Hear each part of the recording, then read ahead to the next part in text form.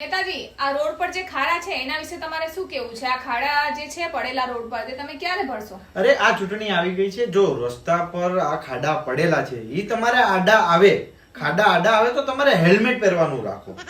એમાં આડા જો આવતા હોય તો હવે આપણે ઘણા બધા કોન્ટ્રાક્ટર છે, વરસાદ પતે એના પછી ટેન્ડરની પ્રક્રિયા હોય, ટેન્ડરની ઘણા બધી પ્રક્રિયા ગુજરવી પડે છે, ટેન્ડર અપ્રુવલ માટે જાય, ત્યાંથી આવે. તમને શું લાગે છે આપણે બધા જ કાઢા, નવી સોસાયટી બનતી હોય એ લોકોને ફરીથી નવી લાઈન હોય એટલે પાછા રોડ નવા બન્યા હોય પાછા ખોદે, એટલે આ બધું પ્રોસેસ બાય પ્રોસેસ બધું થતું જ હોય છે. એમાં વરસાદનું માહોલ હોય છે તો વરસાદ 4 મહિના કામ ના કરવા દે, 2 મહિના લગન સિઝન હોય છે, એટલે આ બધું અમારે બધું કોલોબરેશન બધું કરવું પડતું હોય છે. બરાબર છે.